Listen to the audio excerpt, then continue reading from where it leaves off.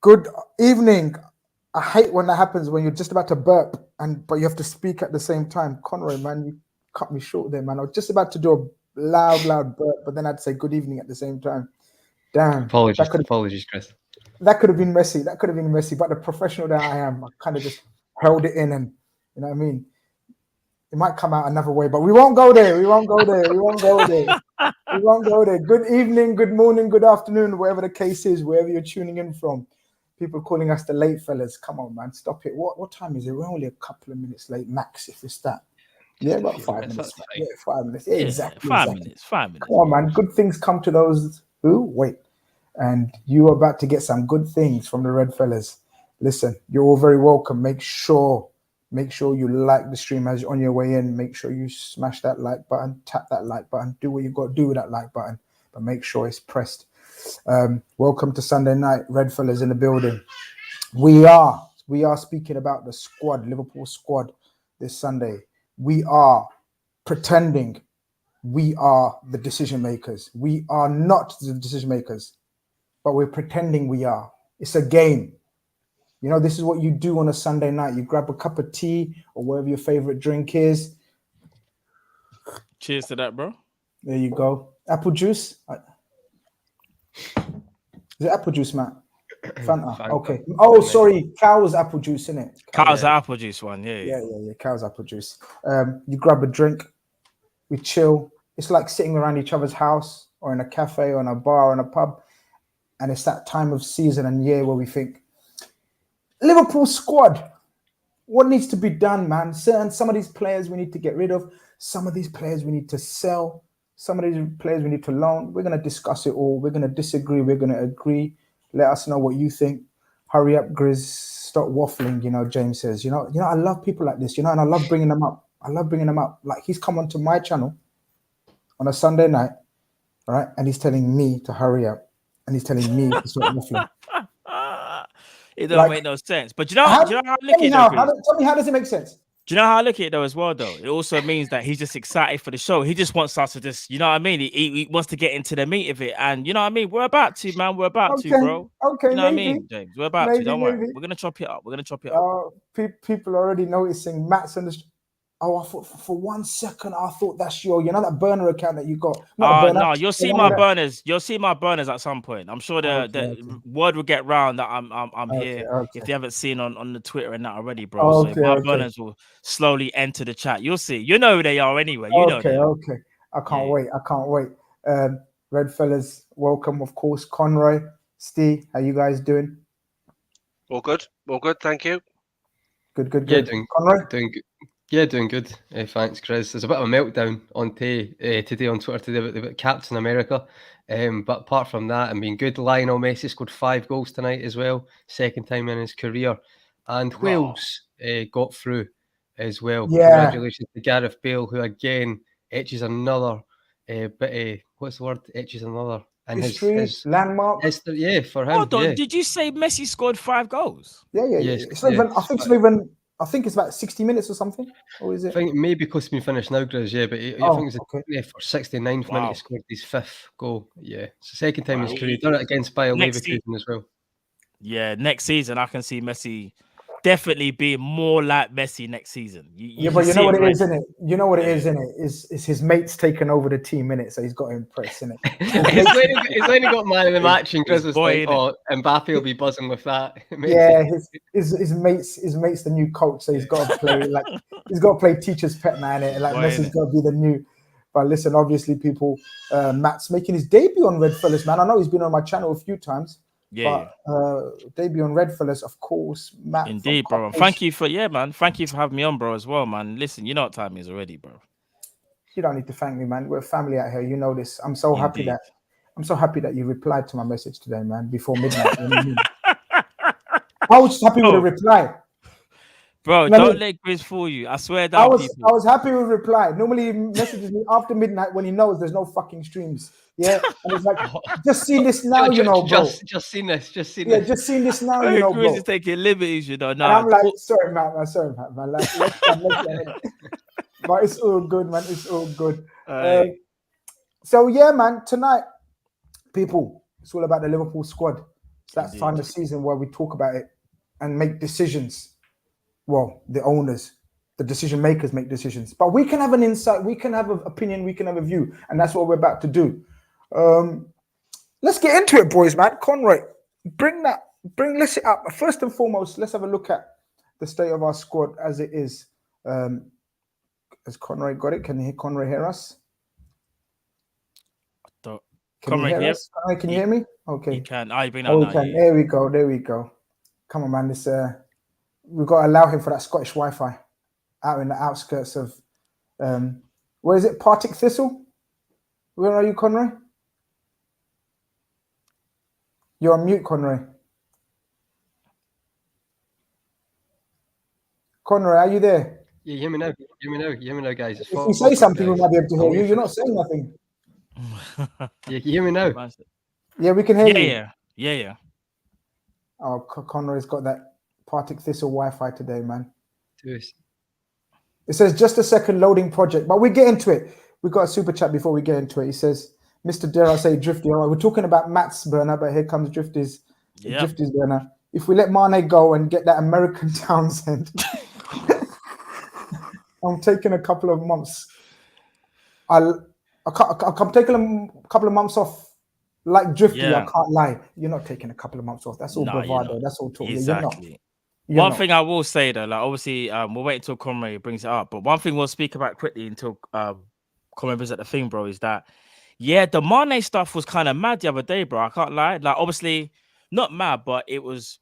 You're kind of surprised what he said. I think 2 days ago, but he kind of clarified himself today.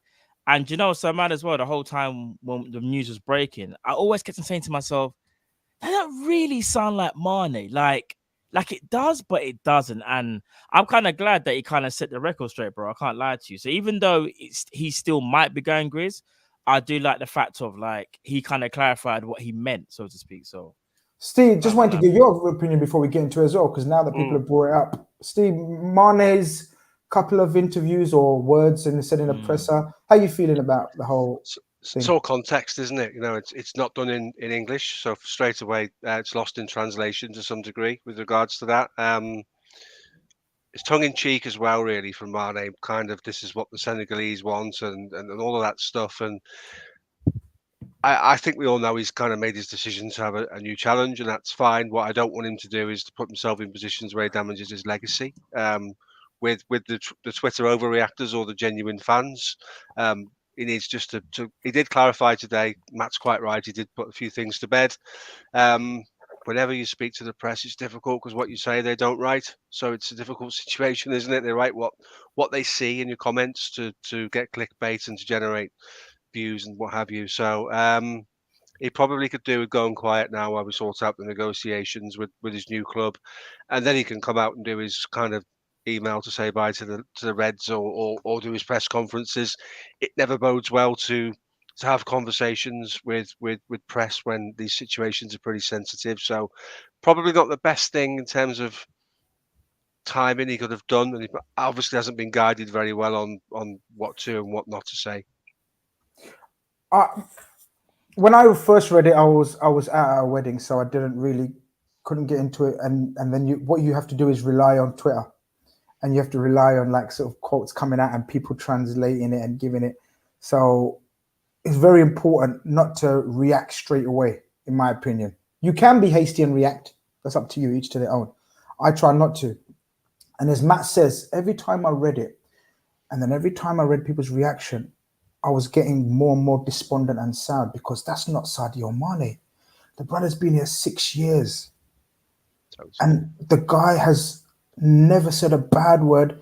He's had on-field reactions to certain situations, which is the least you expect a high-level, top-level operator to have when you're disappointed in things like when you don't get a pass or you're getting substituted, when you don't feel as though you get substituted. That is the lowest and the most minor thing ever. And he's never said a bad word about anyone, club, manager, players, nothing. So it just didn't make sense to me. And then, you get a defensive, because when he's one of your favorite players, like he is for me he's one of the favorite players. we have a tendency, and it's natural in all of us to have our back up and, try to defend him. But then, by the grace of God, we didn't have to defend him, because the following day, we see the interview where he's smiling and laughing, yet he turns serious when he talks about the respect that he's got for Liverpool and the club. And that says it all to me, guys. Matt, Steve, that says it all to me. His body language said it all. Where he's like, guys, I was joking with you lot, and he's a genuine smile, and he's talking. And it's not only lost in translation, or could be lost in translation, Steve, it's the cultural differences that we don't take on board. So do you remember when people spoke about, when Klopp spoke about that little tournament, and we know what he meant because we're British, we know how he meant in what context? Yeah. I was chatting to a few Senegalese people, and they were telling me how the context, what he was saying, what it meant in their culture. And we have to respect and understand that we don't know that. And therefore, we needed Sadio to come out the following day and say what he said, and I felt much, much better, much, much better. Conroy sent me a private chat. He says, 2 minutes just fixing error, so we just got to waffle. Where's James? James, I'm going to waffle on, I'm going to waffle for another couple 2 minutes. Yeah, we might have to waffle a bit. But no, if we're going to waffle, let me add some waffle to it then. Yeah. All right, cool. In regards to Sadio Mane, like you said, I think, in fact, furthermore, you said it best. When Klopp said that the little tournament, we knew he was joking. When someone's like, "Oh, what, that little tournament?" That's how Klopp said it, right? Everyone ran with it and goes, "He's talking about a little tournament." No, he did not. And I think with Sadio Mane, because again, like it wasn't over in England. The mistranslation was so easy to just say, "Well, Mane just said this," and take the rest how you will. And like what Steve said, no context was put there. If you haven't got context, you can't really put it all together. And that's why I will say again, like Sadio Mane for me is one. In fact, Sadio Mane is he was probably Klopp's most important building block. 100% for what Klopp wanted to build. When you think about Grizz was the first signing, and then you think about Sadio Mane, and you look where the two are now. And Sadio Mane obviously has gone on to win every trophy that there is. For me, without Sadio Mane, this story don't start. Bro, without Sadio Mane, I don't even think it's going to sound a bit mad, but you know what I mean when I say this. There's no Salah, there's no Van Dijk. Like you needed that one player to kind of show everyone this is where we're going. And when Sadio Mane first came to Liverpool, he transformed us, bro. Because if you remember, and Grizz, you know better, we had Adam Lallana, Coutinho, and Firmino up front, Great technicians, but no pace to run in behind. When Sadio Mane first broke onto Liverpool scene, I was like, wow. And I'll be honest with you, because I was speaking about it with Drift the other day, because he likes to remind me all the time, When we first signed Sadio, I was like, I think he's good, but I don't know how good he's going to be. I don't know his ceiling. I have to be honest. Like, I don't know whether you lot thought differently, but I didn't think Sadio Mane would reach the level that he's at now. Like, I genuinely didn't. I just thought he would be very, very good. I didn't realize he would be world-class and also be a legend for us. I don't think anyone, hand on heart, maybe I'll come to Steve, and Steve might, and Conroy might if he comes back. No one can hand on their heart and say they knew he's going to be a legend. But I for sure, I've got the receipt still, knew he's going to be a brilliant signing for us. I knew it. Okay. I knew he's going to fit in. And you know what? You talk about the impact, Matt. Like literally the first game away at Arsenal. Do you remember? Bro? That goal's not talked about enough. That's the best debut goal, in my opinion, of the Premier League era. Someone tell us different in the chat. Anything. Let us know. Any player in the Premier League, and you can remember a better debut goal. Yeah, and if it's not, it's definitely top three. Because obviously, when you think about your own team, you think for me, that's the best one. No, I'm intrigued to know, actually. I'm intrigued to know if there is. I'd put Collymores against Blackburn. I was just going to say, okay. That was okay. But I still think it was better. Yeah, there's something about this. Like when you watch it back, what Mane actually does, he has no right to score that goal, no right whatsoever. He gets the ball on the left wing just before the halfway line in his own half, I think. Yeah. And you're thinking picks it up, picks it off, and then that's it. And then drives, bro. Like literally clutch control, does it all, and you're thinking, wow. And what's so mad is even Klopp said like. Did Klopp say even later in that season, or maybe a couple of seasons after, he was like, I never really like to get too involved with the player celebration, so to speak. Because if you remember, bro, he gave Mane a piggyback. that's when you knew what time it was. You knew what Sadio Mane was going to bring to the table for the rest of his Liverpool career. That goal there. He couldn't help himself. He couldn't help himself. Just a couple of super chats before we really get into it. Sid the Kid says Pep's signing a big extension according to City IKs. That's what I've heard as well. He's been offered a 6-year deal. So, 6? Yeah, but I don't think he'll sign a 6-year deal, but he's been offered that. He's offered that. Let's see if it comes out. But listen, we're on business with that, man. We got more important things to look after with our own club. Ilyas sends in a super chat, says, should we give Naby Keita a new contract? My brother, this is the show. This is the show. We will be answering that. Don't go anywhere. Don't go anywhere. Edward says, shout out Edward, he says, whoever Klopp signs, I trust. He's earned that trust, no doubt. Anyone who says otherwise is talking rubbish, of course. But we're going to give our opinions and insight into that. We've got Conroy back from probably having a little break, really. He's pretending he's got no Wi-Fi. He's gone to have like an iron blue. Akash sends in a super chat, says, Pulisic and Nunez rumours, Milner extension, Mane leaving, and the way City have strengthened themselves, we will not be in the title picture, but fighting for the second, third place. Very worried. We're here to ease your worries. If you're worried after the show, then we can't help you. We can't help you, but we're going to try. Conroy, how are you? You all right, mate? Everything good? Yeah. For some reason, I couldn't get it to see that loading project. I had to basically restart the link, and I had to do that off screen. So it's all sorted now, guys. It's working. You see that okay now, guys? All good? Yeah, all good to go, my brother. The main thing is you're back with us. Pictures on the screen and players. I don't mean the fact that your face is back on screen. That's what I'm happy to see and working with. Because without you, I'm nothing. That makes 2 people in the world, mate. So I'm pretty happy with that. You and my girlfriend. So cheers for that, mate. That means a lot. That makes my night. No problem. But we're going to get into it. And Steve, I'm going to come into you first.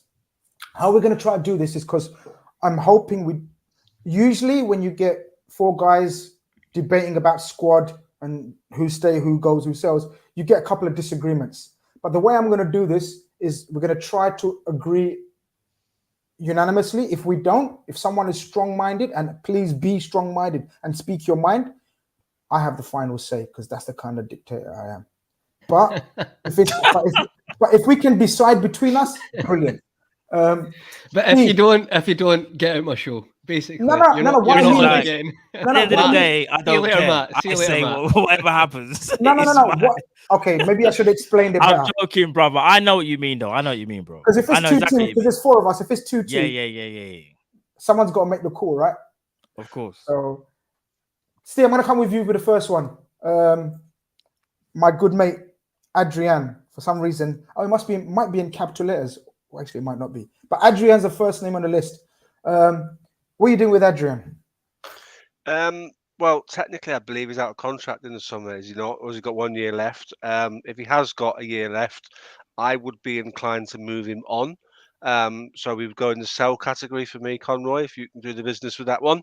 And the reason I take that opinion of him is we've got to get some miles under the bonnet for Pitaluka to find out how good he's going to be and whether he's a potential number 2 at some point, because I'm sure when we come on to speak about other goalkeepers, there'll be some pressing questions in years to come. And Pitaluka is young enough, and we need to see a little bit more about him. And whilst Adrian has been brilliant for team spirit, and he's kind of front and centre of all the parties, all the stuff that goes on in the changing rooms, he played 1 game. He didn't play badly in the 1 game. He made some smart stops. But I think potentially now is the time to look at the 3 being Alisson, Kelleher, Pitaluka, and then an under-23 goalkeeper as a 4th keeper. So for me, thank you for what you did. Thank you for the Super Cup penalty saves. Thank you for winning 10 games in a row. You did tremendous things. We won't speak about Atletico Madrid. And then you came in and you played in one of the cup matches for us. He pulled off some smart saves. It was Preston, wasn't it? He played in, and he was decent. So his time at the club has been good. Nothing to be overly negative about. But now I think it's time to look to the future. I have absolutely nothing to add. I'm very okay to be in this category. I was very okay in this category if we'd done this 3 years ago, personally.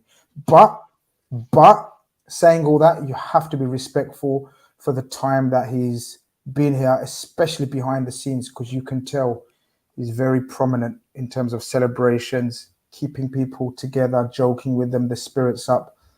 So I absolutely respect him as a person, but I absolutely think he should be moved on. If you guys have got anything to add or subtract, up to you guys. Otherwise, I think we're ready to move on. Matt and Conroy. I'll just say this quickly about Adrian. I kind of knew from maybe the first 2 games he weren't the guy. He's been ridiculed a lot, but to be fair to him, he did have that run of games where even though he looked a bit dodgy, he played his part. And I kind of said this the other day.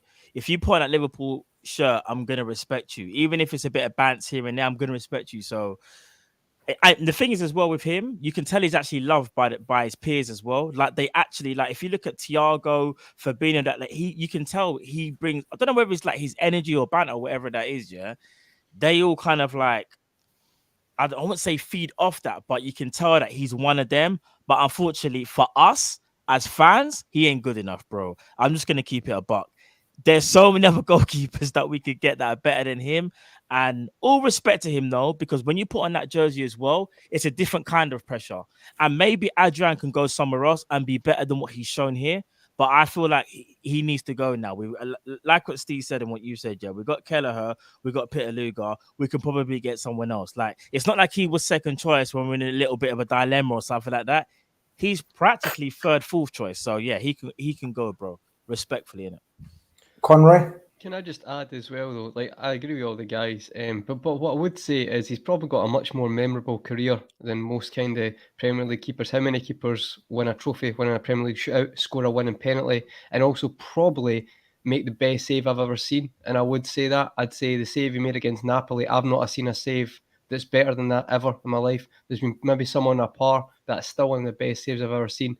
So listen, he's been ridiculed by a lot of fans. I understand why, but for that, I still, till this day, will hold that save up there. It's one of the best saves I've ever seen. And fair play, you win a trophy. Do you know what I mean? Not many players win a trophy.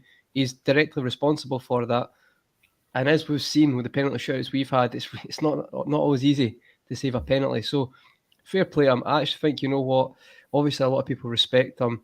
It's so funny how fans are so quick to call Klopp the greatest manager in the world. Then when he says, no, we need to keep players like that around for the culture and the environment, and then they disagree with that. It's obviously if he's made those decisions in the past, we might not like it being fans. But if he's equivalently third, fourth choice goalkeeper, I don't see the harm in it in the past. And Klopp obviously felt that worked. And I think now's the right time. He'll probably get a move somewhere. I could see him going back to Spain potentially. But yeah, I think he goes with a trophy and winning a trophy and the success he's had, a few memorable moments. And obviously there's been bad stuff as well. But you know what? Mistakes happen. That's football. So good luck to him. It's good, Conroy. It's good. Conroy said the last bit on him. Absolutely. Because if I add anything, I'll look like a dickhead. And I don't want to come across like that. But Conroy, well said, mate. You know, very kind of you to speak on Adrian like that. So yeah, Adrian, thanks. Conroy, I'll come to you probably for the second one. Sell. I'm joking. Sell Alisson. Bit of an obvious one. I don't think we need to speak on it, but maybe just a quick word or two on his season that he's had as we put him into keep. I'd say probably the robbery that he's not been nominated for any Player of the Year nominations. Personally, thinks he could have been our Player of the Year. Obviously, it is Salah. I get that, but it's a different department being a goalkeeper. And I think genuinely, if you watch football, if you watch us. And you analyse us, he's been, some of the saves he makes, it's like outstanding, but also it's the intimidation factor for someone who's not necessarily, like, he doesn't look scary or anything. He's not like, you know, Schmeichel is like intimidating, but he's intimidating in his own way. And I feel like people really now, I'd say it's a mixture between Schmeichel and then De Gea a couple of years ago when he was one-on-one. I think Alisson's got that fear about him. I feel like strikers and attackers don't believe they're going to score against him. If you watch the last game of the season when Hwang was one-on-one, like, not enough people are talking about how good a save that is. So for me, should have been nominated for Player of the Year. I think that's actually very annoying that he wasn't. I think genuinely, right now, I'm going to say it, best keeper in the world. And it's not the Liverpool glasses on. These guys know I'm not like that. I'm not wanting to jump on that bandwagon, but there is not a better goalkeeper in the world right now. I'd say there's the usual suspects who've been thereabouts in recent years, but Alisson, for me, what a goalkeeper. The best in the world. Just a very quick super chat that might get lost because we're not going to speak on it after this. But Omar knows is trying to sell us Pulisic. He says, buy Pulisic. Attitude is 5-star. Potential is 5-star. No, thanks. I like Pulisic. I'm the only one. I know that. And I know the reasons I why. like him as well. I'm not going to get into it. I know the reasons why. No, I like him as well. I think he's a fantastic player. But you're replacing Sadio Mane with Pulisic at the stage of Liverpool evolution as we speak. Not for me. But we can save that chat for Wednesday. No, I get it. Please, Conroy, we've got to finish the show today. I know you want to speak on every... but no, it's fine. Alisson, keep Alisson. Yeah, just a quick one. You're going to do on. just a quick one on every... I'm not going to do just a quick one. Alisson, keep. Okay, we know he's the best keeper in the world. We can move on. Steve and Matt, I don't think we need to spend too long on this one. No. Like he's been... Can I say something, though? And just a bit of... I don't know, devil's advocate. I think one of the reasons why he maybe hasn't been selected for one of the awards or nominated was I don't think he had the best start or middle period. Do you remember he made a couple of mistakes against West Ham, Spurs? Maybe that patch where he wasn't his immaculate high levels. Maybe, I don't know. But I agree with, in essence, everything you've said. Don't know if anyone else wants to say something. I just like to add, I totally agree with everything that's been said by you two guys. He's had his busiest season in terms of being in goal for Liverpool this year because we have let other teams create chances. Great point. Yeah. So his one-on-one saves, Conroy, are absolutely right to reference those. I thought, I'm going to say it, although it hurts, I thought Peter Schmeichel was arguably the best one-on-one goalkeeper I'd ever seen. And I think Alisson's usurped him in terms of his ability. If you watch a show reel of his one-on-one saves, he saved us so many points this season, so many critical parts of the game, and he does have that aura about him. You're quite right. There's two players in our back five, him and Van Dijk, have got this presence about them where people tend to just sort of give up on it and not think with confidence about what they're going to do. So I think, yes, the best goalkeeper in the world right now. His busiest season for Liverpool. There were a few little moments which Grizz quite rightly points out. But I also agree he should have been up in the running for some of the awards, not just the Golden Gloves. And the Golden Gloves, by the way, is on him rather than his defence this year. His gameplay, his performances, the Golden Gloves comes down to him for me this year. Mark's, I think, spot on. It's going to be a long night. We've spent nearly 20 minutes on goalkeepers, and Conroy spent 16 minutes of those talking on Adrian. So we're going to move this very, very quickly on. Conroy, can you put Karius in the basket, please? So we don't need to discuss that. I don't think anyone's going to say anything on that. Even you. I'm not even going to let you be respectful. So just put him on the sell basket. Right. This is probably the first tricky one. I don't know if it's tricky, actually. Matt, Kelleher. For me, keep him. Reason being is because for me, when he's had to show up, he showed out. Kelleher, at first, I thought was a little bit iffy. I wasn't sure about him, like maybe the season before. But last season, for me, he showed he's good enough to be our number two. And I think it's so hard to be a Liverpool number two, knowing that Alisson is more likely than not going to play 90, if not 80% of the games. So when you play, you have to be ready. You have to be that all commanding. And there might be better number twos out there, but I think for his age and his ability, dare I say it, there's probably some Premier League teams that he could probably start for. However, I do think we've got a really good backup goalkeeper. So right now, I don't think that's somewhere where we need to focus on. Maybe this up and coming season, if he's a little bit iffy, then maybe we'll talk about him. But for now, that's not a problematic area for me. I'm saying keep him. I don't think Conroy or Steve will want to disagree with that. So I think we keep Kelleher, Conroy. And then we go on to the next one, who's Trent. I don't think we need to waste time. Steve, do you want to touch upon the season he's had? Absolutely keep, mate, unequivocally, no doubt. What's been really pleasing for Trent this year, he's always been an interceptor. He's really good at cutting off the passes into the front line. This season, I think his defensive play has improved, evidenced in the Champions League final when he found himself one-on-one a couple of times with both Vinicius and Benzema, and he won the ball outright. He also had a really strong game in the FA Cup final as well, where he was very often the last defender. So this agenda that Trent can't defend really needs to be put to bed now.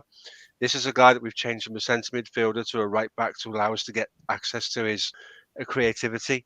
He's been an absolute stalwart. He's the best right back in the world, and you wouldn't even imagine a Liverpool football team without him in it for the next 10 years. So it's a no-brainer. He's been absolutely tremendous this year, and defensively he's improved considerably. Just a very quick super chat because it was about Alisson. Thank you very much, Adams, from a United fan who's a resident United fan. Alisson is on a different level, generational, and that's coming from a United fan. Just shows you the high levels that people think this guy is.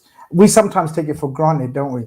Because we see him week in, week out. But imagine, do you remember, guys, when we see De Gea sometimes pull off save after save against us, and we think, this guy, imagine how other teams and fans see Alisson like. First, they got to get past Fabinho. First, they got to get past our press, because our front lads press like mad. Then our midfield press. Then Virgil or Matip or Konate. And then they got Alisson. It's a lot of work. It's a lot of work. Shout out Imran. He says, Salam, Grizz up big up the panel and big up my brother Matt. New to the chats, but we'll keep it consistent. Respect Adrian, but those hands need to go. Yeah, I think fair enough. Fair enough. Okay, this one, the first tricky one. Whose goal is it? Nico Williams, Conroy? Yeah, I don't know if we spoke about this in the past, but yeah, for me, sell Nico Williams. He's listen, fair enough. He's going to do some good things, but I think even attackingly, at times it's a bit too much for him, and it's always like not enough confidence for me. He's a very confident player, and there's too many times where he just looks like a bit too doesn't know what to do, a deer in headlights at times when he's played with us. And you can see when he's played with other teams, he's been much better. So who is it loaning at guys with Swansea? I've completely forgot. Who is it? Fulham, and he nearly scored obviously that goal from the halfway line. He wouldn't even dreamed of trying that with Liverpool. He's obviously at his confidence there. He is a good player. You've seen him at the European Championships. Had a pretty awful game in the knockout against Denmark as well. So you can tell there's certain levels that he might reach a certain level later in his career, but he needs to build his confidence with a lower team. And for me, that's not going to be with us. Right now, I'd say 90% of Liverpool fans would rather have Joe Gomez covering it right back. And I think that's going to be the future. The rumours of Calvin Ramsey, that's going to add to the pot as well. I don't think we have to spend too much time on it. The guys might disagree, but for me, I think it's quite obvious he has to go to a team like that for his to actually have a good football career. That's what he has to do. Because there's too many times where he just looks like he'll have one good game or one good spell, and then he'll not follow up. And he looks like there's deficiencies in his game. I would be honest though, Grizz, I do think the confidence is a big factor in that. Because when he plays with teams like Fulham and that, and even when he's played with Wales in the past, looks like a different player. So for me, yeah, potentially could be a left wing back as well. He's played there for Wales quite a few times, so he might even move position in the future. But for me, sell. Steve, Matt, any disagreements? I'd be inclined to. He will want to move for his own career development. I think as a club, there's a case to sit down and talk to him about being an understudy to Trent. Personally, I don't think he takes it. I think the time at Fulham does him the world of good in terms of his own personal development and the feel-good factor. And he's had a reasonably strong game for Wales by all accounts. It's very difficult to be an understudy to a 23-year-old right back who's the best in the world, and he may have ideas of playing first team football. So if Fulham want to give us 12, 15 million to make that deal permanent, then I would go with that. But I do think there is a bit of a conversation to be had about whether he potentially could be an understudy to Trent. Matt? I'm gonna be harsh but fair. I think for me, I look at it as the giant that we're up against in terms of Man City domestically. We need another Tsimikas at right back. He's not on that level. as good as Nico Williams can be, and like what Conrad said, I completely agree. I think it's more confidence of him. I don't think he's that type of player maybe at his age where he can play a game every now and again. You need someone with more experience, in my opinion, or someone who is of an extraordinary level where even if they don't get loads of game time, somehow they're still finding their way. And that could be what's his name? Is it Calvin Ramsey, I believe, from Aberdeen, right? For me, Nico Williams, I said it before, like, I just personally, I don't think he's good enough.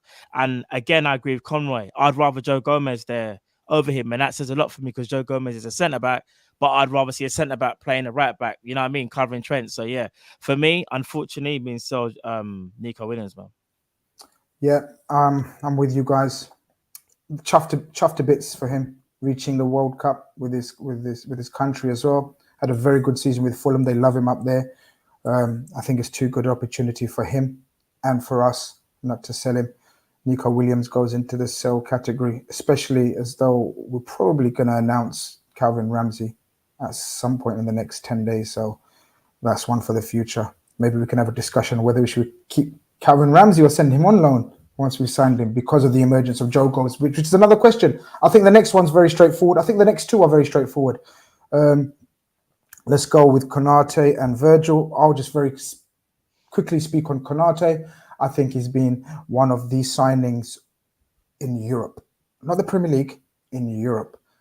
This guy, my God, I love him. I absolutely love him. He's the one. No wonder we waited. No wonder Jurgen Klopp and those coaches that know what they're doing waited because they knew they're about to get a gem for 35 million. He's worth double that within months. He's an absolute monster and a beast and a mainstay for us, for our centre back, for our defence for years to come, God willing, injuries permitting. The man next to him, no question about it. We keep it moving. I think Matt or Steve comes to Joe Gomez? Whoever, take your pick. Joe Gomez, talk on him. Yeah, all right, cool. Joe Gomez. This is really tough. I love Joe Gomez. I've actually met him personally as well. Bruv, he's so down to earth. He's cool. His attitude is right. I think footballing wise, he's a massive talent again. My only thing for Joe Gomez is that is he coming to a stage in his career where he himself needs to play more first team football to get the best out of him? I think Joe Gomez is actually too good to be put in rotation. Because the thing is, people do kind of forget as well the runs that he's had for us. I know he's had his injuries, but those critical runs in, I think it was the 18-19 and 19-20, Joe Gomez and that Van Dijk partnership had absolutely everything you needed. It was the perfect 1-2 centre-back combination. However, what the problem is that Ibrahim Konate has come in and has been like, yo, Joe is all love, but I'm a different kind of guy here. And this is where it gets techie. I want to keep Joe Gomez. So I'm going to say keep. However, just quickly, I will say this. I'm worried that we might not be able to keep him because teams will look at him and go, he's a massive talent. We can offer you X amount of money and X amount of games. Do you still want to stay at Liverpool? People are going to test his resolve. I hope he stays. I want to keep him, but let's wait and see. Stay. I'll keep him. The word is that he is looking at potentially they're looking at speaking to him about an extension on his contract. I hope that comes to fruition. It is a case, I do agree with Matt, it is a case of whether telling him to be cover for Trent and fourth choice centre-back, because I think Konate is definitely in the box seat to partner Virgil now, and then it's whether Gomez can unseat Matip for the third spot. That's a difficult one.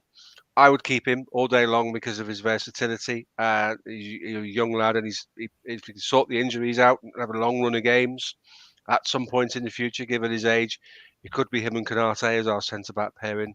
It would be a mistake to sell him, is my opinion. Conroy?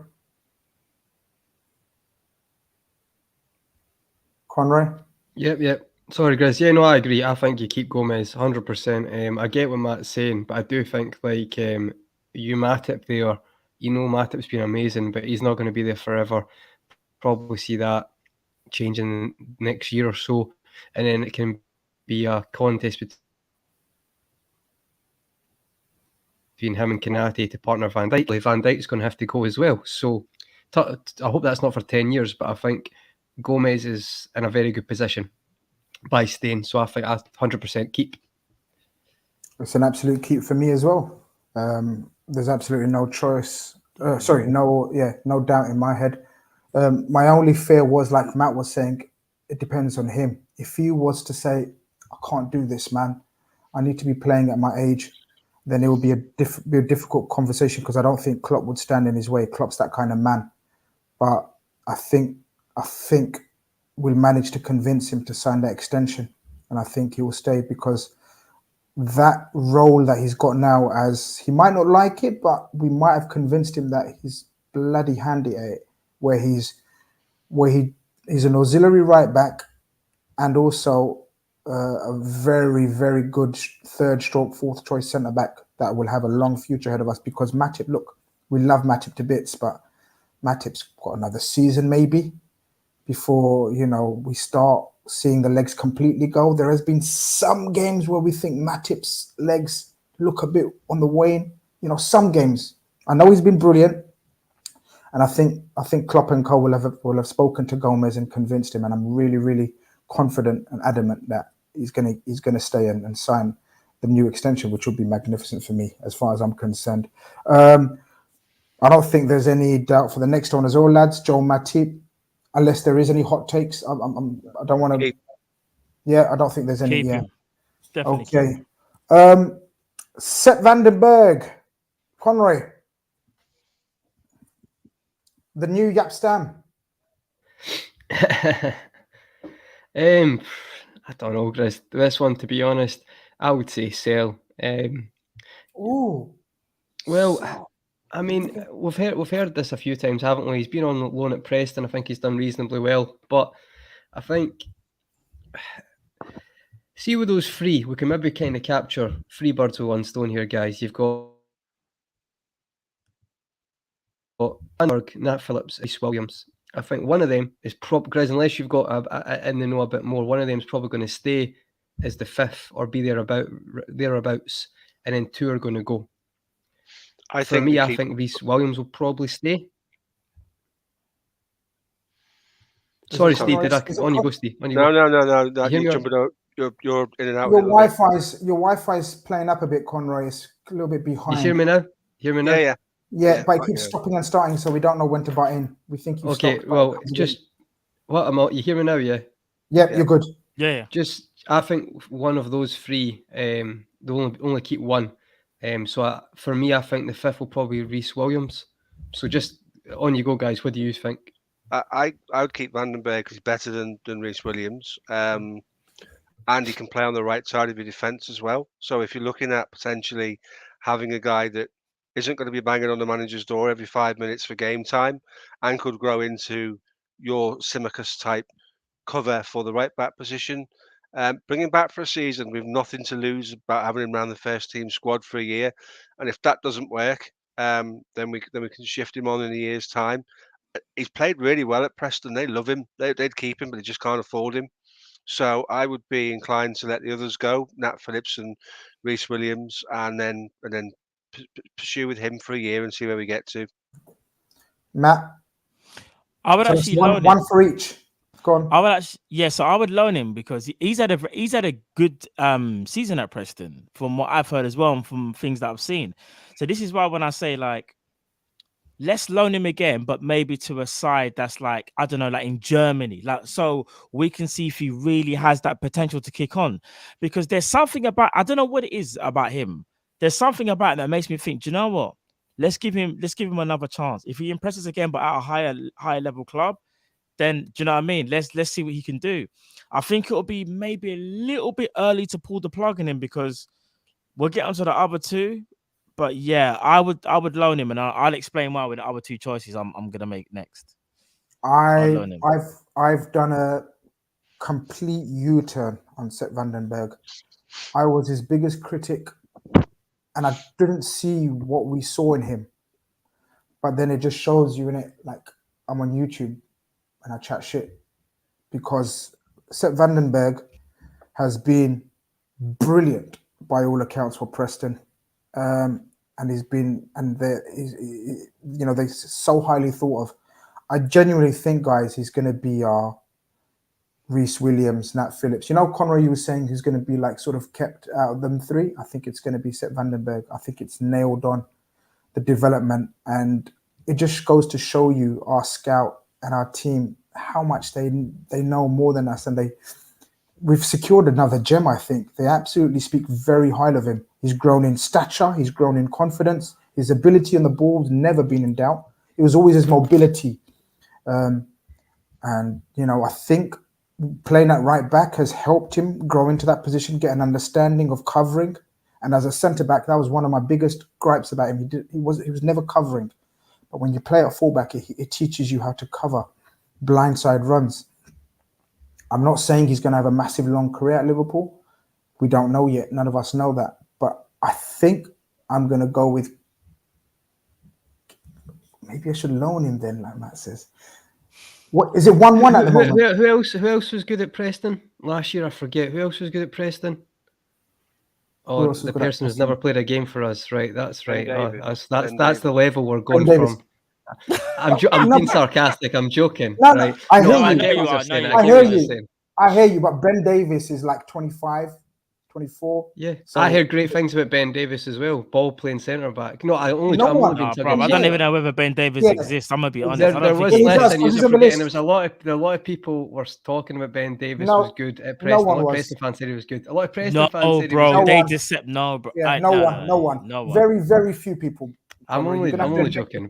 I'm only joking. See, but the thing is, I get the lone one now, because in that case, maybe no. I want him to stay around Virgil van Dijk. I'm going to be selfish and look out for the club as opposed to the player here, because maybe it'll benefit him as a player going out on loan playing games, but I think it could be just as invaluable. He stays around Matip and Virgil for a season and just trains with the big boys. Maybe gets a game in one of the cups. I'm keeping him, I'm keeping him. Steve, Nat Phillips. Quite easy for me, sell him. Thanks for what he did. I don't think he could quite believe his luck playing in the quarter-final of the Champions League and the last 10 games in the Premier League. He is a good centre-half for a lower Premier League squad. I don't see why Bournemouth don't make that deal permanent, to be honest with you. There's no reason why they shouldn't. He's done really well for them. There's no sense in us keeping him. He's not gone anywhere in the pecking order in the last 12 months. Because I agree with you with the Van den Berg thing that he should stay. 10-12 million pound for him seems like good business to me. You're mute, Grizz. You're mute. Anyone disagree with selling him? Sorry. No, I agree with Steve. I think we should sell him. I agree. I think the money involved would be too good to turn down. I think he's been invaluable. We know all about the job he's done in that season. It will go down as iconic, the season he played for us and some of the stuff he done for us. But again, very much like Nico Williams, move him on. I think he goes into the sell category. Yeah, definitely. I think the most improved player I've ever seen at Liverpool, 100%. Like from the game he played, I think against Everton in the cup, and until he finished, what a transformation as a player. And for a personal note from him, he can probably maintain a very good footballing career now if he makes the move now. Gets a 3-year deal, probably at Bournemouth, 4-year deal. So, yeah, I agree. I'll just move that on the now. Guys, there's close to 500 high. You know what I'm saying. Does anyone know what I'm saying? Did anyone know what I'm saying? What Grizz wanted to say is, listen, we are close. Was it to 500 likes or 500? Yeah, 500 people, man, and it should be 500. Hey, smash that! Come on, people, smash the like button. You know what time is? We're chopping it up here. Listen, me, Grizz, Conroy, Steve, Liverpool. Listen, Liverpool content that you just need to get, man. Come on, man. That's what I'm saying. Words come out so smoothly to me. But yeah. The next one. Rhys Williams. Conroy, you can start on this. Do you know what? I think Steve makes a good point. As you say, I was probably favouring Rhys Williams, and it's not a big difference. I just think in Klopp in the past, you've seen he does like Rhys Williams. I know he spoke about him in the past, but as I say, I would probably say do the opposite and say the club might go to keep Rhys Williams. But I understand the Van de Beek thing. Like I don't think the Van de Berg. I don't think there's not much in it. But I would probably say keep just for what the club might do. But I know you guys would probably say the opposite because of Van de Berg. But I just think that's what the club might do. Conrad, if you could put Phillips in the cell. I'll put him in keep. Apologies. Yeah, I know. It's a democracy here, lad. It's not what you think. It's what we decide. I put him in cell as well, though. That's the crazy thing. Yeah, Rhys gets a cell from me, guys. I don't think there's time to waste. Yeah, me as well. Like, listen, I will never forget what Rhys Williams and Nat Phillips done for us. That to get us into the. If we're being honest, Nat Phillips and Rhys Williams stopped us from having a massive setback. We don't know what could have happened if we didn't make Champions League, and we have to be honest with ourselves. I will forever be grateful. However, we just have to keep it a buck in it, $1.50 in it, and as great as they have been, they're not good enough, in my opinion, anyway. And it's getting to that point where we have to be ruthless. We have to be, because Klopp isn't going to be around forever, and we have to maximize the time that he has. And if there's opportunities where we feel like we can upgrade, I think we have to take that chance. And I think he's one of the ones that I would say, yeah, we can upgrade. So I would sell Rhys. I'm with that. I think the next one, we're not even going to bother. Oh, we don't even need to discuss him. However, I will say this, though. Sorry, go on. Yeah, I just want to say this, though. For the first time in Andy Robertson's career, he was challenged by another quality left back. In the end, in my opinion, it actually improved Robbo. Robbo went through a slump where, like, he was probably really tired and needed a break because Klopp probably at one point overplayed him. And even though we had Tsimikas, because Tsimikas, if I'm not mistaken, started the season like really, really well, brought in Robbo straight away. And that was, for me, that was mainly because of name. And here's the thing, though. I think we're in an amazing position to have both of these left backs because, in my opinion, I think it's got to a point when Tsimikas plays, we don't complain. We don't sit there and go, oh my gosh, Robertson. We sit there and go, we're cool with Tsimikas, you know. We know his quality. And for me, it's a testament to both of them. They are driving each other on, bro. You get what I'm saying? Yeah, they're helping each other. So yeah, man, I would obviously never say nothing other than keep, but I just wanted to bring that up, that's the first time he's been challenged. And I think he's actually answered the occasion pretty well because I think it helped him improve and raise his game. I think for that very reason, we keep both of them exactly. Conrad. Oh, 100%, bro. Tsimikas is my guy. Tsimikas, you know. He is. He embodies the spirit, the desire, and the team camaraderie needed to be a squad member. I think that is so vital and needs to be talked upon. The way he's fitted in with his teammates and the way he's not moaned and groaned because he knows his role. And every time he steps in, he's a little fighter, you know. I love him. Absolutely love him. Is that Conor Bradley, Conroy? The next one. Oh, is that Conor Bradley? I was trying to, you know. If it's Conor Bradley, Steve, that's Conor Bradley. Yeah. Conor Bradley, if we're going to go with cover and the fullbacks being Gomez, Vandenberg, Tsimikas, and potentially James Milner at left back, if we need a break glass option, I would loan him out because he needs some time in men's football. Under 23s don't tackle like they do in sort of open age, if you like, league football, and he probably needs to go and spend some time a bit lower down the pyramid, understanding the physical side of the game, getting more comfortable with who he is as a footballer. So if we've got the names we've already mentioned in place as cover for fullback positions, I think he benefits from a loan. I think we have our first loan. I don't know if you guys agree, disagree. If anyone disagrees, please come forward now or forever keep quiet. Yeah, no, I agree with you guys. Shout, yeah. I think that's our first loan of the night. Loan, yeah. First loan of the night. It makes sense. I don't know if we've got Owen Beck there, but I think Owen Beck would go in the loan category as well if he was there. Yeah, he'd go in that as well. Fabinho, we don't need to discuss. Fabinho, we need to just keep it moving. Is that Thiago next to him as well? Unless anyone's got a hot take like who's the person that said Thiago slows us down? If anyone's got a controversial view like TalkSport, I mean, or Thiago goes in there. Anyone for Henderson? I don't think there's much doubt. Henderson, no, man, keep him. Yeah, The next two are, Fabinho, Henderson, and Thiago. Potentially at this stage, are still probably the first three names Klopp.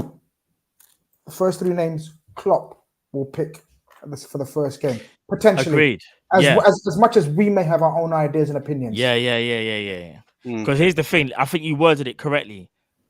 He wouldn't necessarily...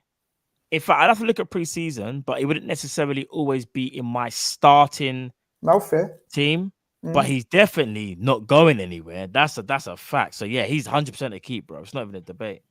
So I'm gonna stick with you, Matt, because the next guy is one of your favorites, or maybe he's not anymore. So I'm gonna keep the next one up to you. Let's go. All right, Naby Keita. All right, this is how I see it. He's had a very good season, in my opinion, or he's had a good season. Let me not say very good. I think he's had a good season. I think Naby Keita has had a good season by his standards and him being available. I think it's testament to our medical staff that they've actually kept him fit. But that's like a lot of players. I do think, though, with Naby Keita, there's this narrative, unfortunately, that seems like it's already been written. And I almost feel like the people are waiting for Naby to make an error to just throw that shade. A prime example was the Champions League final. Don't get it twisted, people. The shot was horrific. But the abuse that this man was getting, I'm thinking, wow. Like, if that was somebody else, would they have got the same response? I don't know. This is where we have to be, in my opinion, though, we have to be clever. He's got a year left. Unless we can agree a contract extension, which I believe, in my opinion, this is my opinion, makes sense to try and keep him, extend that contract.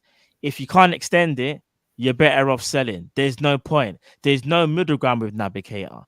So if that's the case, if I'm being genuinely honest, this is killing you. It is, bro. I'd sell him. I'd actually sell him. I'd sell him. I'd sell him. Wow. Unfortunately, I'd sell him.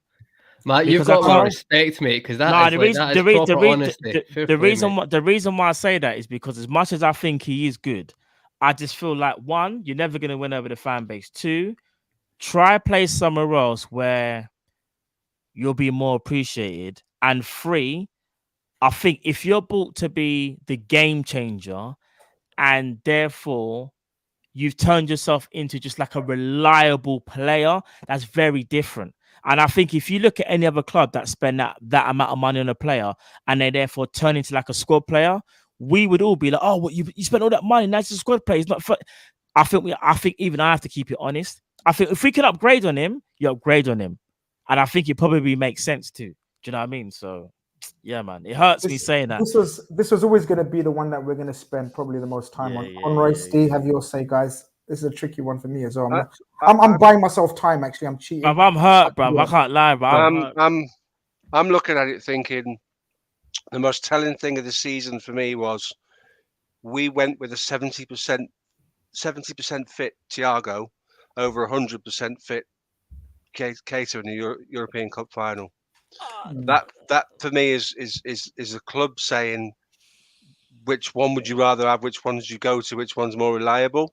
I get all the points you made about it, Matt, and we waited for the player from the German league to explode in the Liverpool shirt. But the Premier League is not the Bundesliga, and you don't get that space. Plus the fact we can press the space by playing the centre halves almost in the opponent's half anyway. He will stay. I genuinely believe he will stay. Because I don't think anybody will. I think this idea of PSG offering silly money for him is waffle. I don't think he goes anywhere. But I wouldn't give him a new contract than what I've seen from him. I think he's got to deliver a bit more. He's got to show a bit more. He's got to be a little bit more tactically aware. There's a couple of times we've played big games and he's just lost the plot in terms of the game plan, most notably the quarterfinal against Real Madrid, where he was taken off before half-time because he just didn't do what was asked of him. He just didn't execute. And I might be being a bit harsh, but there's certain facets to his game that are really good. He can go off either hip. He's got really good balance. He can beat a man. He's got a little bit of guile about him. I just want to see that every week instead of 1 week in 3 or 4. And I think that's what the coaching staff are waiting for as well. What are you doing? though? Not the club. What are you doing? This is our version. Right. Of I would keep him for the duration of his contract because we're not going to get any money for him. Okay. I think this is. It's an interesting one. I think this is football though, because I hear what Matt's saying. I do think we're so reactionary in life right now, and the fact is, Keita, listen, it's a terrible shot. It's awful shot in the final, but this has easily been his best season, his most contribution tactically. Probably, I get what you're saying, Steve, but at least this season he'd simplified his game a bit and actually was trying to play a different role. So if you're looking at positives and trajectory to actually see something from the money you spent, this probably is the best example of a season. But this is what happens, right? And as Matt's saying it, it's like I talk about, like, obviously we talk about Robertson, Tsimikas. It's like Robertson, Tsimikas has been good, Robertson's been good, right? But Robertson's got 10 assists this season, right? Had a spell where people thought he was going to break Leighton Baines' record this season. However, you can tell he's a bit leggy now, but because of that, he's getting written off. And the fan bases are so reactionary now. It gets annoying. And I think the reaction to Keita performance in the final is probably a good conclusion to that it shows that's the way we kind of are at the moment. For me, I think if you look at all his seasons, this is by far his best season. I would keep him. And I do agree with both. I get what you're saying, Matt, as well, and Steve. But I do think, like, if someone put 50 million on the table, then we might need to reconsider that. But I don't think that's going to happen. And I do think he has showed signs of improvement. Even his goals and assists have been very good, like Henderson's this season. But Conrad, can I just on just to side with Matt here? Because it's not about what the club will do, Conroy. So you're saying the club will keep him? No, I'm saying I don't think there's an offer of 50 million. No, but what I'm saying is, if there is, but if there is, are you suggesting that you'd sell him? If there's an adequate offer, are you selling him? Because that's what it comes down to. Yeah, but I don't think there is adequate offer, Grizz, because you spent 60 million. So, like, what is an adequate offer for that? 40, 45? I think you're not going to replace him. In your mind, what's an adequate offer? I think if someone roughly offered about between 40, if someone tomorrow offered 40 million or maybe 45, I think Liverpool, with the analysts and the way they look at players, they could probably find someone and use that money towards that. However, I think if it's like a 20 million offer, I don't think they'd take that, to be honest. And you might disagree, but I think he's actually, out of all this, it's so funny because I've watched Matt on Coppish for years, and this is the one season where he's actually showed quite a bit for me. When he has been available. So but it's a hard one. Well, this is what I was... Sorry, guys, this is the thing, right? So when you guys are all talking, I was just thinking about, like, is this really what I want to do? Do I really want to sell him? Yeah. And I was like, this is how I see it. Like you said, Conroy, it's his best season, yeah? However, I still feel like he's never going to get the respect that he deserves. Not only that, he's got 1 year left. Like 1 year. So it's like, you can't even do the whole in-between thing. It's like, if you sell him, you're not going to get a lot for him because he's got a year left. If we keep him, we're almost doubling down on him and saying, Raj, you know what? It's going to be a 3 or 4 year deal. So that means we're not going to buy another midfielder, like, to take his spot, so to speak. And it's such a tricky one. Like, I think he's a quality player. However, I just feel like for us, as things stand, is he really going to be like this season after season? That's my only worry, Conroy. Can he do the same next season? Can he do the same next season? And that's where I'm even conflicted. And even now, as I'm talking, I feel like changing my answer to keep, because it's like, but why not take the gamble though? Why not? Because he's 26 or 27 years of age.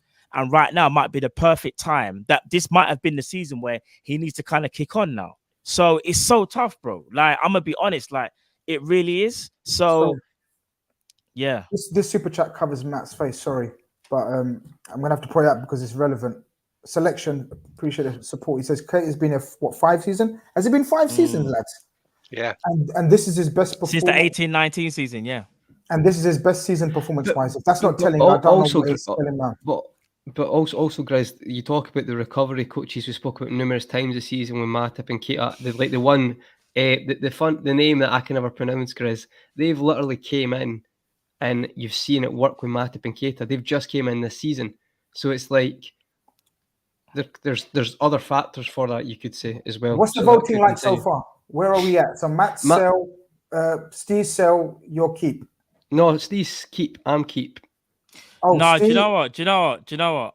I've realized what the guys have done there, because they've not in the figure, but they've done it tactically, because they're saying keep unless you like get an amazing offer, which is kind of what everyone would do. But I think we need to be a bit more decisive. Like, yeah, as I'm like, with you. Kind of, no, yeah. with you, I was going to say stick with your call, because we can't. So I'm selling. Them two are sitting on the fence. It's Grizz's show, so we're going to sell them. Exactly. They're sitting on the fence. I know they want to sell, really. Like, actually, Conway probably doesn't. I think Steve wants to sell, really, but he's done. Look at this. Let me. Do you know the best way? Do you know the best? I think. Do you know the best way? The best way to do it is like this, yeah. And this is to everybody, even in the chat as well. If we was to get Tchouaméni, which obviously we're not, but let's say we was to get Tchouaméni and Naby Keita was sacrificed, would you have a problem with it? Yes or no? No. That's how I look at it, because we would look at it as an upgrade. Like, and Tchouaméni is a baller, and I'm not taking away anything from Naby. I'm not because I think Naby's talented. It just hasn't worked out how I thought it would. But the guy's talented for days, and no one's going to tell you otherwise. Yeah, exactly. I agree with you. I think that's the best way to sum it up. That's the best way to say it. Like, if you, it's one of those moves that so many moves we've seen in the past that you think they're going to work out. They're destined to work out. They don't. They just don't, for so many reasons, for so many different reasons. Okay. So I'm going to come off the fence. I'm going to come off the fence, and I'm going to take the question you asked Conroy. Was if somebody put 30-40 million pound in front of you for Naby Keita, do you sell him? I think we could use 30-40 million pounds for somebody different. That the part of the issue is you'll never solve the problem with the polarization in the fan base, and you'll die on the hill trying to do it. So it would be time to cut your losses and take the 30-40 and move on. Do you know the way I look at it, guys? Just to very quickly move on. That's how I said it, bro. The way I look at it, very quickly, just me personally, is if you're in your 6th season and your people are still unsure, the fan base is still 50-50, there's something wrong there. That's just the way I look at it. No, by the 6th season, you got to have a definitive understanding of a player's attributes and if they're beneficial for the team on a consistent basis. You can't say that for Naby. Yeah. And do you know what it is, Grizz, as well? Last thing I'll say on this, it's just unfortunate timing. Imagine this, Grizz, yeah? Some of our best performances have been Naby Keita, Thiago, and Firmino as a 3-man midfield, and everyone's been screaming NFT midfield, yeah? Look at the Man City performance where we absolutely roasted them for the first 45 minutes. Like, look at the Man United performance where Naby Keita, look the game he had. Like, but you know what the thing is, though, Grizz? He's got a year left. And when you've got a year left, it's one of those things where even me, as a supporter of him, putting on that shirt for us, I look at it and go, have you done enough, though, bro? Like, I want to say yes, bro. I'm your biggest fan, but I have to keep it $150, bro. You haven't. I would love the club to keep you, and you know what I mean? Naby Keita proved me wrong this time, but I just don't think it's going to happen, brother. This is it. Look, nobody's saying these are easy decisions. People are thinking, and the other thing people need to know, we're not Liverpool Football Club. We're just guys that we're going to decide on like a game. It's a fantasy. This ain't real life. We're not going to sell 10 players. Do you know what I mean? This is what we think is our opinion. Conroy, can I ask you a favor? And let's do the obvious ones, and because we keep it moving. So Luis Diaz is in there, so we can keep him. Mohamed Salah, maybe we should discuss. I don't know. Shall we discuss that one, guys? Or do you know what? Someone might have a decision. Someone might have an opinion on that. I'll put a viewpoint across. Go on then. You're not going to sell Mane and Salah at the same time. That would be footballing suicide and would be absolutely ludicrous. We get the money from, this is my opinion, I think this is what's going to happen. We get the money from Mane, and Salah sees out his contract and moves on a free next summer. That's how I see this playing out. So for the purposes of next season, Mohamed's a no-brainer for me. He stays in the club. Conor, I don't think you'll disagree with that. Or would you sell Mo or Matt? I'll let Matt step in, and I'll just put the favourites in. Yeah. Okay. Yeah. All right. So in regards to Salah, yeah, I'm not gonna lie. Steve kind of beat me to it. Do you know why it's tricky? Because Mane most likely will be sold. Salah, I do genuinely think will stay. Like I genuinely, so even if I think Salah's definitely gonna stay, but here's the thing now. We could lose him on a free.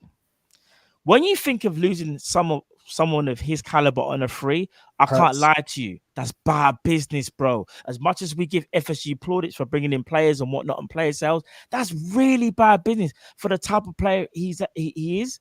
Bro, we need to make this decision now. You know, I can't even lie. There's a part of me that doesn't want to go into next season and we're still talking about, oh, they're no closer. Because that to me says the right will be on the wall. We have to sort out Salah this summer. We can't lose him for free, especially when we know how we do our business, Grizz. And you know better than the most of us, bro. When we sell our players, we use that money and whatever money we have left over, whatever we put towards. So, bro, I'm going to be real. I'm going to put my faith in it, but it might come back to bite me back in my ass. I say keep him because I'm hoping that he extends. But I can't lie, Grizz. I don't want to look back at this video and go, do you know what? You see, when I was talking about Salah might leave on a free because we can't sort it out, I can't lie, bro. We're stuck in the mud there. It's a tricky one. I can't disagree with anything that you guys have said and the points that you've raised as well. But I think just a quick one. Excuse me. Diaz is up there. Conroy's put up. Fabio Carvalho, he's already put up. And I don't think we've got any doubts. I certainly don't. If you've got any raise your hands if you've got any doubts. But Carvalho staying and he's going to be an absolute valuable member. And Diego Jota is only going to get better. Mohamed, you put Origi in the cell. Absolutely, we know that. That's a foregone conclusion. Yeah. So that's Origi gone. Mo Salah, look, at the end of the day, for the purpose of the game, we're keeping. We can discuss the situation maybe on another time because it's like a whole show in itself. It literally is a whole show in itself. But for the purpose of today's show and game, I think we keep it simple and Salah stays. Sadio Mane, Conroy, first dibs on Sadio Mane's situation scenario. Go on. I don't think it's that complicated really with what we know from what's been said. But if you want to give your opinion. sad, Grizz, isn't it? We spoke about this last Sunday. He's obviously going to go. Looks the writing's on the wall. I know there's been a bit of batting away about what the fee is going to be, but I think ultimately he will leave. It's really sad, to be honest. Again, it's kind of, I'm not going to spend too long on this, but Matt mentions Keita's best season this year. What about the revival that Mane had after the AFCON? And I know he was affected before that. Everyone's got different opinions. I don't think performance-wise he was that great at the start of the season. But coming back from the AFCON, he's just been outstanding for me. And it's very sad, but, best wishes. But I'll put him in a sale because it looks like he's going to go. Guys, I don't want to make it a tribute to Sadio because he's one of those players that you have to dedicate a whole show to because that's how much I think of this man. But just from the situation that we're in and for the game purposes, selling or doing what you can to keep him and against his wishes, possibly, maybe. I don't know. Would guys just give your opinion on that? I think because of the situation with him and Mo, you've got to get some money. You've got to get a return on your investment for one of them. And because Sadio has now expressed a third time that he wants a different challenge, I think it's the best thing for all. He'll go as a legend. We'll all be gutted. He'll always be welcome back. We love him to death. But sometimes players look for different challenges, and we have to accept that. Welcome, Darren, to the show. Darren's a good mate of social media of mine. He says, has Liverpool even offered a contract? From my understanding, Darren, him and his agent didn't even let it get to that stage. From my understanding, he made it clear that he wants to move on before the talk started, which was scheduled for the end of the season. Matt, just for the purpose of the show, I know, I'm with you. We're all the same. Bob, it's so sad. It's so sad. All I say is this. I was talking about this on the other day, talking about Salah and Mane, how they just kind of remind me of, like, fun enough, the team he might play for.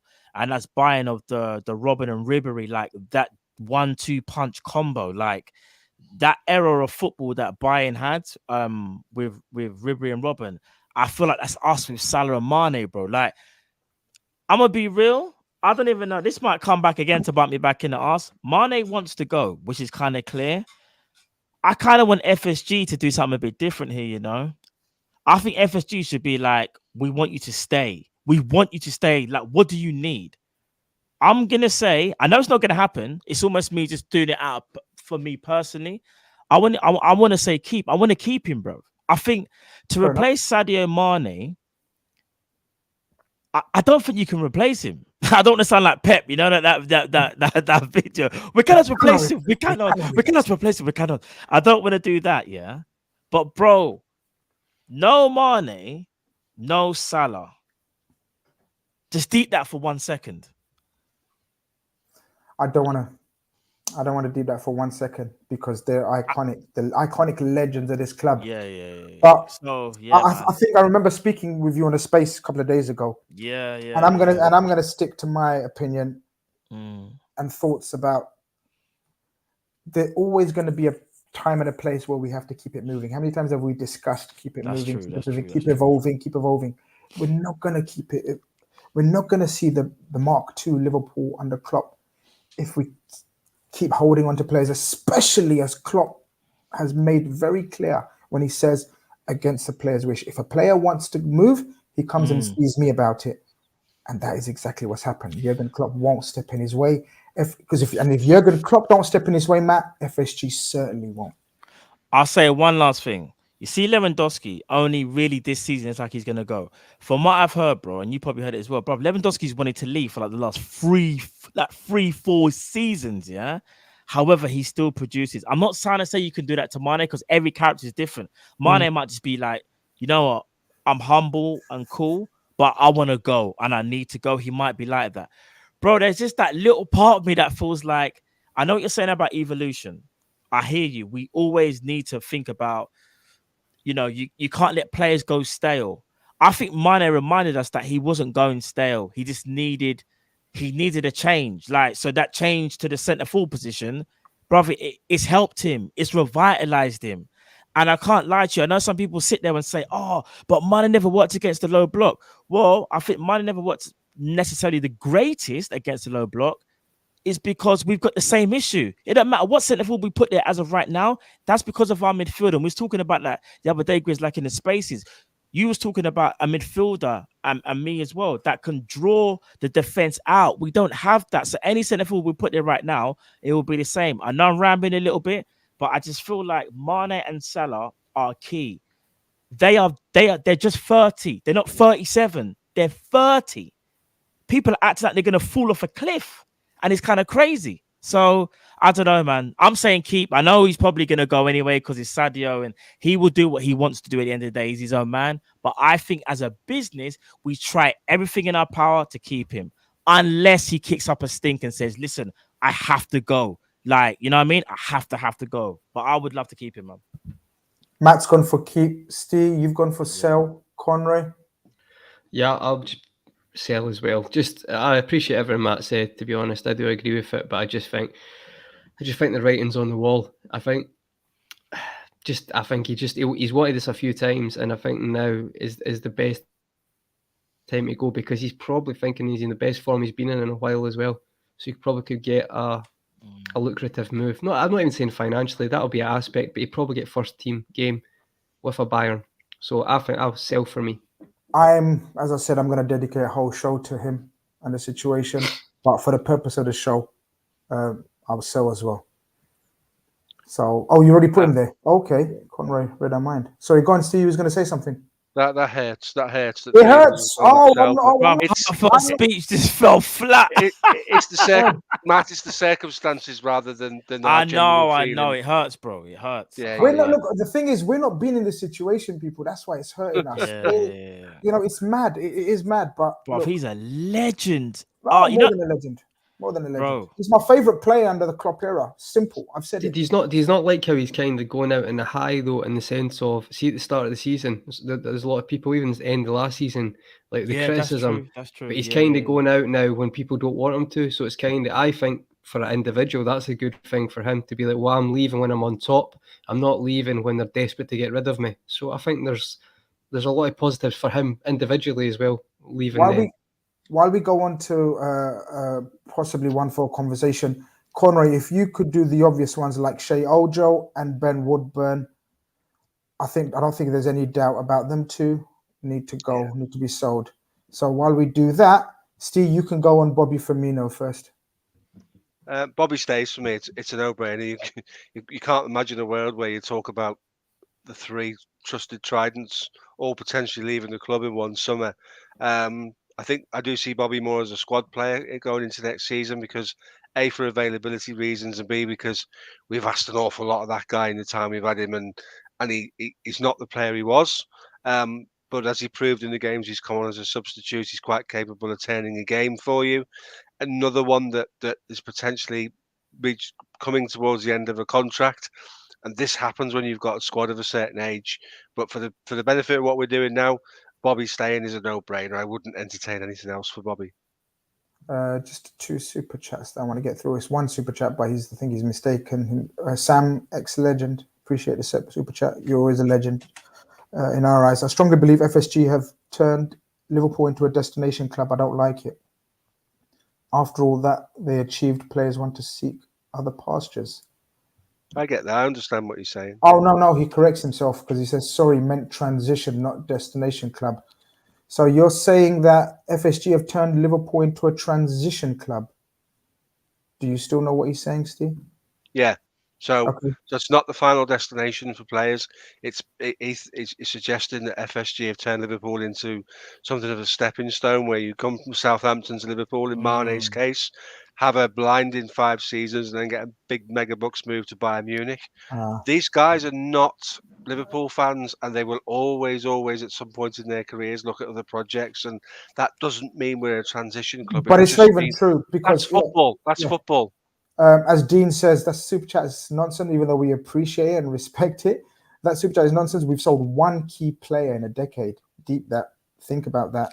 I was going to say, like, respect for the super chat, whoever sent it, so I did miss it. But I still feel like we're a destination club. And I think Steve's right. Like, sometimes, like, Mane's been here for 6 years. Not like he's been here for 3 years. It's not like Mane, 2 years. 6 years, these brothers, man. All these players have been here. We've had the same squad for 5-6 seasons, and all big boys, world-class players: Alisson, Virgil van Dijk, Fabinho, Mohamed Salah, Bobby Firmino, Mane, Trent, all the ones that we say are the best in their position in the world football, arguably, and yet we're still saying that we're a transition club. Just a final point on that, guys, if you don't mind me saying so. Mane leaving Liverpool to go and Bayern Munich is not a progressive step in a man's football career. It is at best a sideways step, probably not that. And it's only a sideways step because of the money.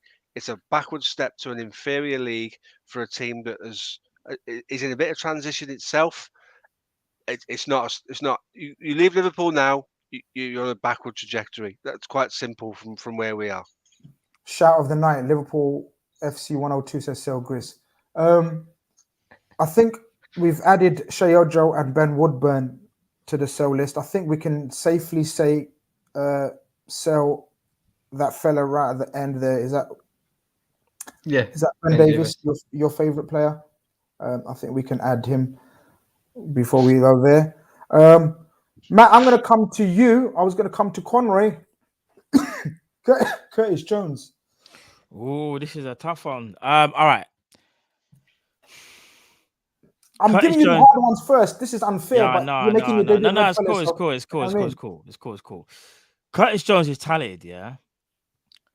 However, I feel like to see the best of him, he might need a loan. I wouldn't sell him.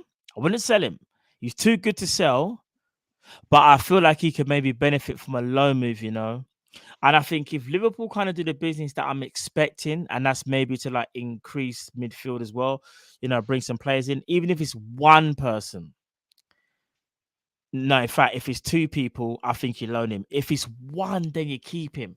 This is the hardest one. It's because I don't know how many players we're going to bring in. If you only bring in 1 midfielder to say, for example, to replace Naby, no, it'll be 2 Grizz. I just realized because Oxlade-Chamberlain as well. You know what? For his development, this is a tough one. Loan him. I'm flip-flopping right now, bro. I need to put on my flip-flops. Loan him. I'm not selling him. Loan him. I don't think he's good enough yet to play first team, like week in, week out. Yeah, I think that's a fair point. I think Matt is unsure like me. It's like depends where we're at, who's in and who's out, and you see where you are. Because if you need an additional midfielder to that team who can come in the squad player, he probably can do that. He's done it before next year. But I think a loan would be good for Jones. You've seen what obviously different stages of his career, but Harvey Elliott, the Blackburn move, done wonders for his career, to be honest. I'm not saying the same player, but I think it'd be good to see him get a consistent amount of games in a different league. So I agree with Matt. I'd say loan. Consti? I'm in the keep for Curtis Jones, mate. This is a guy that clearly Klopp likes and is vying for Naby for that sort of 12th man position in terms of being the additional in midfield when the usual suspects aren't available. I don't think Curtis Jones can get any better grounding, any better education, any better coaching than playing in a club that has Thiago Alcantara, Firmino and Jordan Henderson in the midfield, because he will get something from each and every one of those. If you send him on loan to, let's say, Southampton, for instance, what does he gain playing in the Southampton team other than miles under the clock? Nothing. He learns more playing with Fabinho and Thiago. And I think we judge Curtis Jones far too early. He's 21 years old. We're 2 or 3 years away from having the conversation that says, where is this young man's career at? And is he good enough to be a Liverpool player? He will play 15, 20 games a season for the next couple of years whilst he continues to develop under the stewardship of the club. I just do not see a loan benefiting him. But do you not think he needs more games, though, Steve? It's easy to say on a training pitch, but like, would you expect Harvey Elliott to start for Liverpool against Chelsea if he didn't have the loan at Blackburn? I think next season we go back to what we did previous seasons, where we proved the point we can win the domestic cups. We've got the domestic cups. The question I ask myself is, at what cost did winning the domestic cups have on the team towards the end of the season, and in particular the Tottenham game, which we didn't win, and then we were running on empty to some degree in the Champions League final because we pushed the envelope to try and get all four. I think next season we go back to massively reducing the quality within the domestic competitions, and Curtis Jones and your Minaminos will be absolutely pivotal to those games. I just don't see us trying to do a quad because of the changes in the Champions League structure. It's going to be impossible anyway. But I see him playing all of the domestic cup games, and when we need to give people a break in the league fixtures, I see him coming in then as well. That's just how I see it. No, there's positives. I get that. I do get it, Steve. Guys, just before we let me just finish the Curtis Jones chat, because the chat's popping off obviously with some whenever Paul Joyce tweets, it's second in importance to my tweets, so obviously everyone's getting mad. But joking aside, Curtis Jones, very quickly, I think Curtis Jones, I'm gonna keep him, but I'm gonna be ruthless and keep him. And this is his final season to impress me, whether he's got a future at Liverpool or not. So I take that how you want. So I'm not looking to loan him. I think I agree with Steve in terms of, I've said it before, the reason why he's at Liverpool and training with Liverpool and never be sent out on loan is because Klopp loves him and loves attributes that he's got. And he can only learn from the likes of Thiago Henderson and Fabinho. But I think he's got to show far more in this season. And if he does show that, then I'm keeping him. If he doesn't, I'm not looking to loan him. I'm looking to sell him. So if we done this show next season, I'm going to either sell him.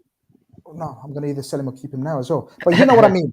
He's on trial. He's on trial this season for me. For me, it may be harsh because he's still young, but I think I would make a decision next season. I think he gets another season for me where he trains and stays with the first team, and then we make a decision. So I'm keeping him. I know it was 2-2, but this is the first decision where I've had to rule with an iron fist. I'm sorry, I think I'm going to change to keep as well, Grizz, though. Actually, I've been on the fence with Jones for the past couple of months, so I'll change mine to keep as well. Okay. Guys, we've got some breaking news where people are saying, here we go. So, people are saying, Paul Joyce has tweeted, Liverpool have rejected a bid for Bayern Munich for Sadio Mane worth around 25 million, including bonuses. There you go. So I think just very briefly, because we've got quite a few things to go through, it's just not on, is it? like 25 million is just not on. No. Yeah, I think if we get around 30 to 35 million, I think that's good night, arrivederci. Where are we at, boys? So where we at? It was Elliott, I think, was next, Grizz. Or if you want to do Have Morton. you done Jones staying? Yeah. So Ben Davies, you've done Sell. Yeah. We can go on to Elliott.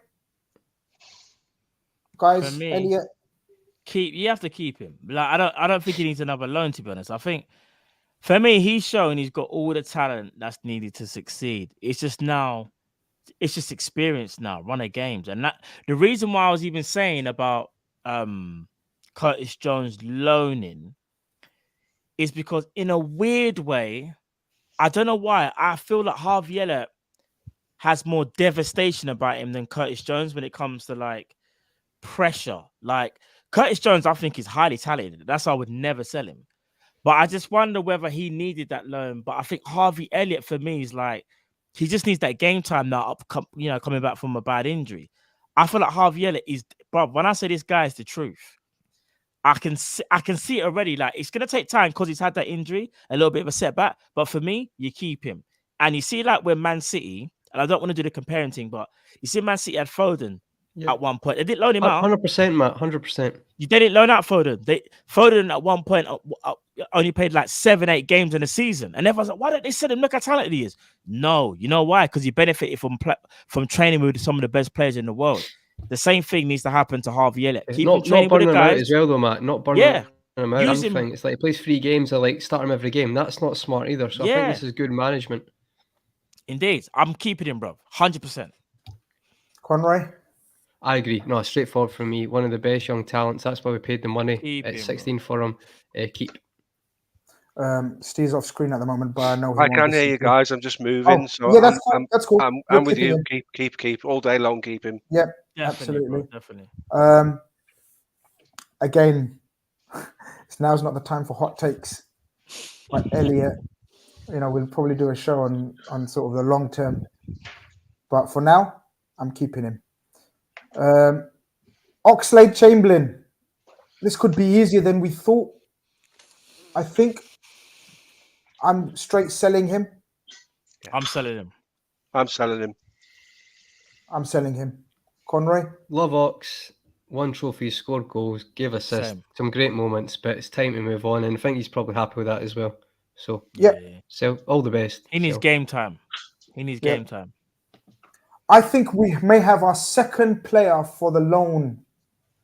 Tyler Morton, lads. I'm suggesting a loan for Tyler Morton. Yeah. In agreement. Over to you guys. Yeah. 100%. 100%. I like Tyler Morton. I think he's a good player.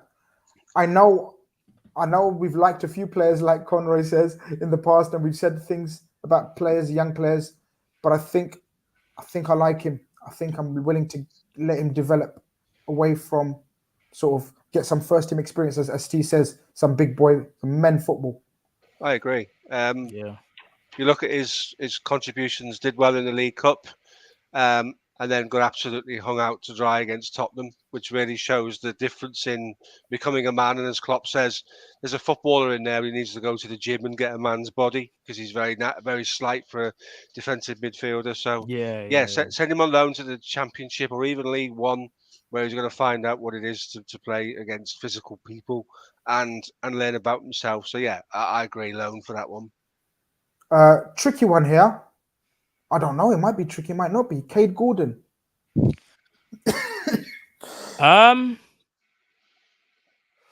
It's either a loan or keep. You don't sell. It's just whether the reason why I was thinking of loan is because is he going to get that game time where he's actually going to like develop? That's why I feel like should it be a loan? Because let's be realistic. If we buy another forward, which we most likely will do. Let's just say. Whether Mane's here or not, there's going to be a forward there. Kaide Gordon doesn't get a look in other than if we go far into like the Carling Cup or the FA, maybe FA. So is it better to give him a loan? Is it far enough into his career to do that? Because I think he surprised us being involved in the first team. Is he at a stage where carrying on with the under-23s and dipping in on the League Cup and things like that? Is that still going to be better than sending him somewhere? Because it's very, very early in his Liverpool career, isn't it, as a professional? The thing is, you don't want to, the reason why I say loan is because you don't want to stifle him, because he's talented. You know that he's never going to get ahead of, like, especially for next season, he's never going to get ahead of Salah, Diaz, he's never going to get ahead of those guys. So is it better for his development, so to speak? I'll just throw it out there, for example. Let's say Bayern Leverkusen came in for him, but we got assurances that he's going to be in their rotation for their first team. Would that be better for him? Or is it better for him to stay at Liverpool and play a game every now and again? I'm Conroy. I think it's like, is it because Harvey Elliott was so good for his age, that's why he went to Blackburn? Is Harvey Elliott the exception to the rule? If Kaide Gordon's maybe in the same ballpark, and I'm getting mixed up with the ages, my years of when they've done it, but I think they're not far off each other. I think, what is Kaide Gordon now? Is he 18 now? So I think Elliott was 19 when he moved, or about that age. So it just depends.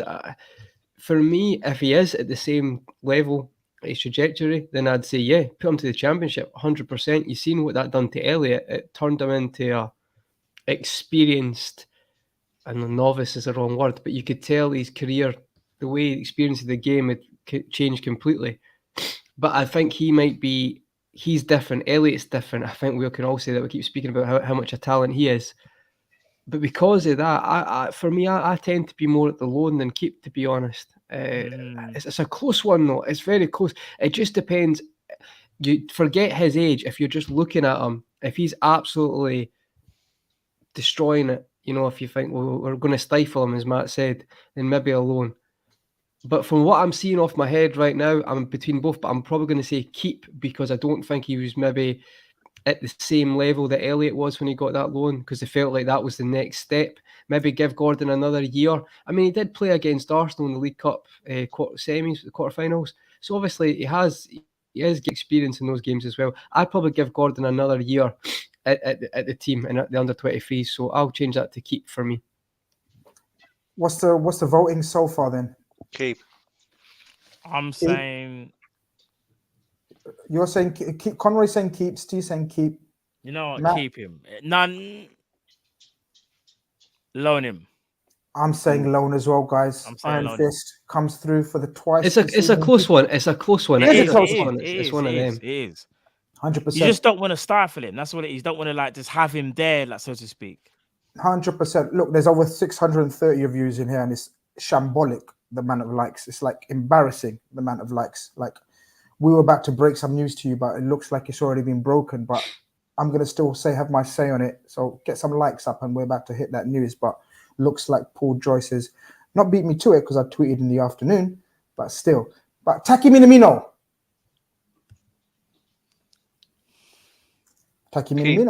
Keep. No brainer. The guy who's been phenomenal in the cup compositions, has done everything we ever asked of him, has done it with a smile on his face, has been really, really good around the club, and I see no reason to do anything other than keep him, especially as Divok's going. When we're lightening the numbers up top a little bit, we still don't know what's happening with Mane, and we've no idea who's coming in. Why would you do anything other than keep him? I don't see any sense in doing that. We have to keep him. Conroy, Matt. It's a tough one again, isn't it?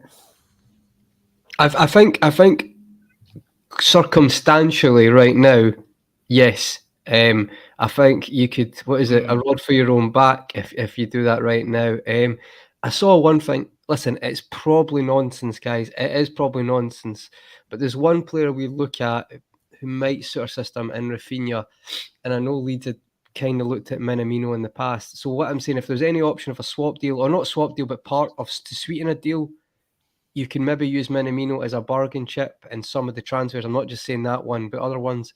But at this moment of what it looks like is going to happen, I think we have to keep, because it could get to a point where we need some reinforcements off the bench for games. And fair play to Taki, I've got to be honest, there's some mentality to score the goals and not get a lot of game time and actually be clutch. And I think that's one thing.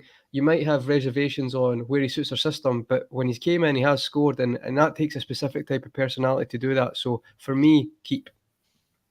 I'm keeping as well. It's a very tough call. I have to and fro in my mind and headspace what to do with him. I agree with what you guys have said. I think I've seen an improvement enough that's encouraged me, and especially with the 5 subs rule, I think it's a no-brainer for me. I don't know what the club will do. I've got a feeling if we get a decent enough offer, he may be released, but it's our show, so we're keeping him. James Milner, people, we tried to keep it last, but it backfired on me. The news is already out, but James Milner has, I know Paul Joyce has said sort of contracts are, what's the Paul Joyce tweet about James Milner, lads? Anyone? It's close. It's close. On reduced terms. I can confirm he signed it. It probably announced tomorrow morning. The Athletic have said that he's actually accepted the offer. So the Athletic have gone one better and said it's done. Okay, well there you go. Lucky I did tweet it about 4 o'clock. But yeah, he's actually signed and agreed. So I don't think we can change this right now, lads, as much as we may have a different opinion. But it's always good to know what you would have said, Matt, because I know you're going to tell the truth. So what would you have done with James Milner's situation? Me personally, even though he has signed and I didn't have an issue with it, there's a part of me that feels like we should have maybe let him go. Or not. When I say let him go, if you're going to be a player coach, cool. However, I do think even though he's one of the most experienced players that we have, he's amazing in our dressing room, and at times he can still be an amazing servant to the club. Like how you guys were saying about evolution, for me, that's one person who I thought, if their time has come now, it's now, innit? Now's the time to move on, James Milner. Because even though he is quality in his own right for what he does offer, bro, we've seen this season the fine margins that we can have to win just a trophy, full stop. And I love James Milner, bro. When he signed in 2015, I thought, you know what, this guy's going to be serious. You know, he's just going to be serious, and he's actually, you know, for me, exceeded expectations. However, there comes a time though, bro, where you look at man and think, how much more does he have left in the tank? And don't get me wrong, even though some people will say, oh, no, he's the fittest guy, I do feel like there's times when you can tell like he's behind the game. And for me, it's nothing against him. It's just that the way how we play doesn't complement him anymore. Like, do you know what I mean? And there's times when I feel like go out on a high, bro. I don't want to see. I'm worried, and I just say I'm worried personally that we'll see a season of James Milner, which wasn't like this season, and then we start going, oh, do you know what, bro? We should have sold him. The legs, like, there's only so much more, bro, he can give to us. So I personally would have sold him, you know, or not sold him because he wouldn't have sold. Like, just let him go, basically. Conroy, Steve, anything to add? Now that we know that he's signed an extension on very, very reduced terms, I can confirm as well. But what would you have said? Because Matt's been honest, and that's what I love about Matt. But are you still going to be honest and tell us what you would have done? I think we always knew he was going to get reduced terms because of his age, because it's a 1-year contract. I'm glad it's not a pay-as-you-play, because that's completely demotivational for footballers. He is paramount in terms of young player development, and he's probably worth the salary alone for the role he plays in the club, where he stops issues becoming issues and getting as far as the management team. He's a consummate pro, and he spends a lot of time with the young lads. He shows them how you can play 700 games in the Premier League by doing and living correctly. So the coach thing, that's something that's been muted many, many times around the club and seems likely at some point in the future. Should he want to do that, it would probably be with us.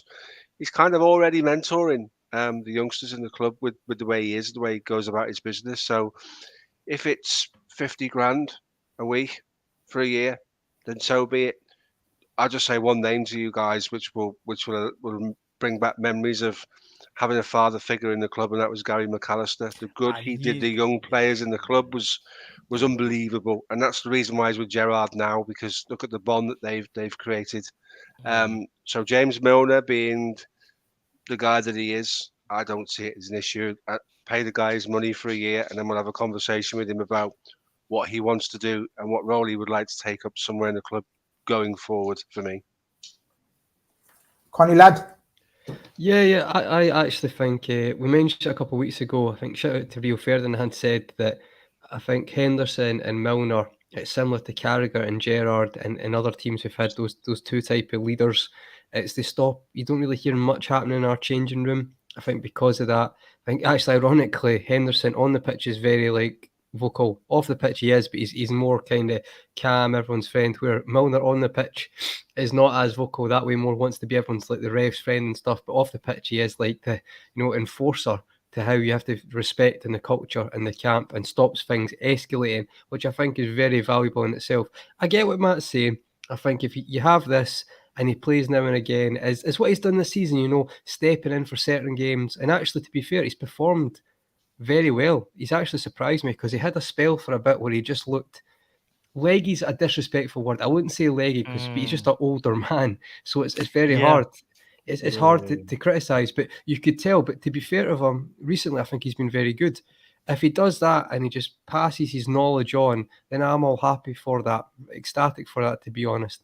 But it's when it becomes, are we having a Thiago Henderson Milner midfield? Sorry, Fabinho Henderson Milner midfield for like 2 months or a month. That's when you start to be like, well, that's not really possible. But if it's just for that role that Steve said, and I think yourself's going to mention, Grizz, then I'm all happy for that. And credit to him. I think it's invaluable for what he does off the pitch. But in fairness, he's done a good job on the pitch recently as well. So if that can just be limited to when needed, I'm happy for that. I think we're all in agreement with that. Then if you want to put that into keep, because we've got no choice, Conroy, and I think that will be our understanding of the squad tier list complete. If we go by what we've said and what we think, that's 2, 4, 6, 8, 10, 12, 14, 16, 18, 20, 22 player squad. I don't think we've done a bad job, lads, because 22 player squad and we're looking at 3, 4 incomings. That completes the squad, right? I think you usually go in with a 25-man squad. Am I right? Am I wrong? You're right. Am I right? Yeah, by that. By that, bro. Yeah. So obviously we're thinking goalkeeper-wise, possibly a more experienced number 3 or number 2 comes in, or as Steve says, Luca comes in. That's 1. We're obviously looking at a midfielder. That's 2. And again, Paul Joyce has been checking my WhatsApps. Again, he's name-checked Darwin Núñez as the striker that we're after. So when Paul Joyce name-checks a player, we kind of know where this is going. Again, he's just, I'm just reading off tweets, guys. He's saying that we're not going to be silly with what the price we're going to pay for him, but he's our target. Again, that's what I was understood, what I was told a few days ago, where I said that we're far off the valuation, but he's our number 1 target. Keep our ears and peeled on that one for this week. But guys, I think we've done a tremendous job. I don't know if many people will agree and disagree with us. I think the Naby Keita one was the trickiest one in terms of what to do, but I think the others we pretty much nailed. Guys, give yourselves a pat on the back, because if FSG are ever in trouble and need, people to take over and make some hard-hitting decisions and calls, then they know who to call. You know what I mean? Indeed. Redfellas in the building. Listen, it's been a pleasure, people. Yeah, man. We tried to make this an hour. Like Matt asked me beforehand, like, because Matt's busy and he works per hour and shit. So I told him, Matt, it's gonna be 1 hour, give or take 10-15 minutes, man. Let me know. But I know he enjoyed it because he didn't private message me. Bro, do you know what I'm about to say? I know Grizz is probably thinking, like, after about hour, I bet Matt's gonna message me, say he's got. You know what I mean? I was just looking. I was just trying to not look at my phone at all, bro. I know Grizz is like, no, I know he's like, I'm just seen this. Grizz is gonna do. I've just seen this. Sorry, just seen this after the show. Yeah, exactly. I was gonna say, oh, sorry, Matt. I was gonna do a Matt on Matt and say, yeah, bro. Yeah. After midnight when the show's finished, sorry, bro. I just seen this now. Sorry, but it is what it is. Listen, there's still 600 of love as always, brother. You all should have liked the stream. Not for me, not for Conroy, not for Steve, but for Matt. Even man, he's making a debut, and what a debut it was, Matt. I know the Naby Keita was naughty of me to put it on you first, but thank you very much for coming on. Thank you very much for coming on, bro. No, come on, man. You know what time it is already, and you know I'll be back as well. You know I'll be back as well, bro. 100%. You already know already. 100%. You already know, bro. Trust. And Steve, obviously, we've not only signed James Milner, but we've actually officially joined Steve Plunkett on to the Redfellas. So more good news for Liverpool fan base up and down the world, country. Welcome, Steve. Thank you very much, as usual. Thank you, guys. Cheers. Cool. Really good to be getting involved. So thanks for the offer and let's do it. Excellent, excellent. Conroy, you've been an absolute menace to society. Your Wi-Fi has been absolutely playing havoc tonight. But we got through a tier list. Your face on the screen. That's a good job. That's a good job. That's a good when job. Your face is on the screen, I know something will get sorted. And that's the biggest compliment I can give you. I know something will get sorted as long as I felt like saying, you know, in the IT crowd, it's like technical difficulties. See, when you asked if you got it, I wanted to reply, technical difficulties. Try switching it off and on again. Yeah, exactly. But listen, guys, that's been a tremendous show. Hope everyone's enjoyed it. People in the building, still 600 of you. Please like on your way out if you haven't. Please subscribe, share, follow all the guys on their socials as well. Matt, obviously, Copish TV as well. Shout out to the rest of the lads at Copish as well. But we'll be back. We'll be back. We've got loads lined up this week. Loads lined up.